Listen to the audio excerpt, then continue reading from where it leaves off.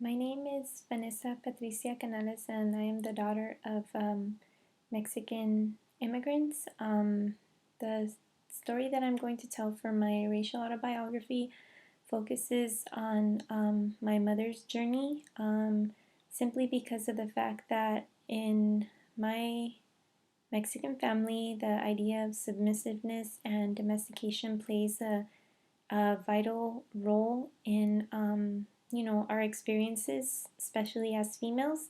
My mother arrived to the United States in 1975. She was the fourth youngest of nine children. The three oldest males and my grandfather came to the United States about a year or two before 1975 to try to get established before they brought the rest of the family over. It didn't work out as well as everyone had hoped, because they were supposed to send money and they didn't. And, my grandfather ended up having affairs in, here. And my poor grandmother was in Mexico taking care of her six remaining children. So going back to the idea of submissiveness and domestication, so while all this was happening, my grandmother would nod and smile and look the other way.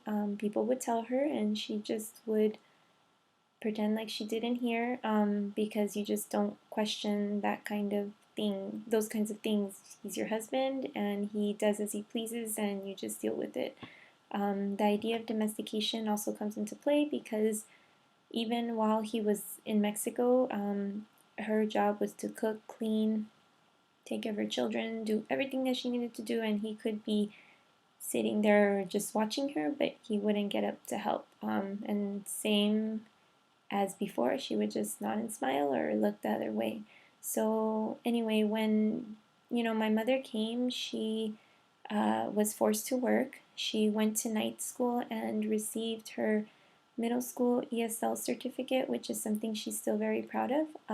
She did not continue her education. She worked in a sewing room of a factory at 14 years old.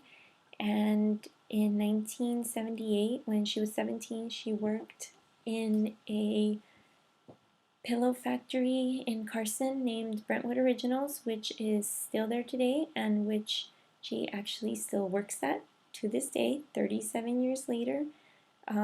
She met my dad there in 1979 and they started dating in 1980. The conditions in my mother's home and her relationship with my grandfather were not great, so her I guess her answer was to get married and form her own family so that things would be better. Little did she know that that would not be the case. My dad had a reputation for being a womanizer, and my mom knew that, but she felt he'll change. He's wanting to marry me, and things will be different. So they got married May 16, 1981, but unfortunately things were not different for her. He continued to live his life as if he were single, and he constantly cheated on my mom. He was verbally and emotionally abusive, and at times he would get physically abusive with her. I was born 11 months later, April 6 to the day, April 16, 1982, and my sister was born in 1985, and my brother was born in 1989. We didn't witness any of the abuse. I think by that time they had just gotten over it. What we did see is my parents not speaking to each other, so we knew that their marriage was not okay. My mom and my dad were toxic together.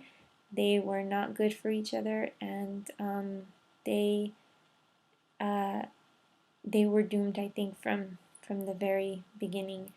My dad would do the things that he would do, and same as my grandma, my mom would look away and turn the other way. She would say it wasn't true, or she would simply just nod and smile. But she was still there, and same thing, cooking, cleaning, taking care of her children, while my dad did nothing but watch TV, and that was okay, according to, to them. Um, so this went on, and it, it went on for as long as they were together. In 1998, my dad left my mom, but he didn't give her a warning. All of a sudden, one day, he picked up his stuff and left. My mom was working and he wasn't, so we just got a call saying to, let mom know, pick the car up at the airport. So I relayed the message. I knew what was going on, and when I told her, she did too. All I told her was what he said, and she immediately knew, and she had a breakdown. She became very depressed, and as a result of that, at 16 years old, I fell into that same role, the domestication role, where I had to take care of my siblings and cook and clean because my mom was having a hard time functioning. So in my life, there have been three females that have had the biggest influence and impact in my life and my experiences. That's my grandmother, my mother, and my aunt. My grandmother and my mother, like I mentioned before, had already fallen into this routine, this cycle of submissiveness and domestication. My aunt, on the other hand, was younger, so she had just graduated high school.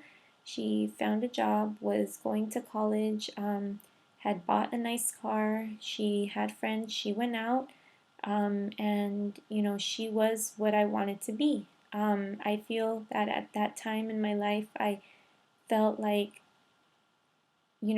all the other experiences didn't matter because here was this person that I could look up to who was not following in those footsteps. So a couple years later, she actually got pregnant and she fell into the same routine and cycle as my mother and grandmother. Not with the abuse, but just with, being submissive to her husband and the idea of domestication and her handling everything and not him. So here I am, these three women that I look up to, all following the same footsteps. So lo and behold, what happens? I go off to college, and you would think that, it would be okay, but it wasn't. I met a man and I fell into that same cycle, even with verbal and emotional abuse. And same as them, I would look the other way, make excuses, and I just would wouldn't believe when people told me what they did. What they told me, what I didn't want to hear. I would just ignore it and walk away because that's not what I wanted to hear. I couldn't see it for myself. So 5 years later, one day I just woke up and I realized that the direction in which my life was headed, and I grabbed my stuff and I left. No looking back and no regrets, and I feel that to this day that's the best decision that I could have ever made. So a couple years later, here I am. I met Paul. I've been with him for 10 years. So 10 years and a baby later, I feel that although all the experiences I've had have affected me, all the experiences I've seen have affected me. The experience that I had myself made me realize that I cannot fall into the same cycle um, of abuse, submissiveness, and domestication, that I need to find a way to break it, which I did. And I feel like it's still a work in progress. And, when something is embedded so deeply into you, it's really hard to gear away from it. But I'm working on it because I would hate for my daughter to go through the same thing. So that's my goal. My goal is to ensure that she grows up in a household where, not only does she have loving parents that speak to each other, which is something that I didn't have, but also, grows up in a household where everyone does their share, regardless of, um, your gender, whether you're male or female, everyone helps out and everyone does what they need to do so that everything can get done.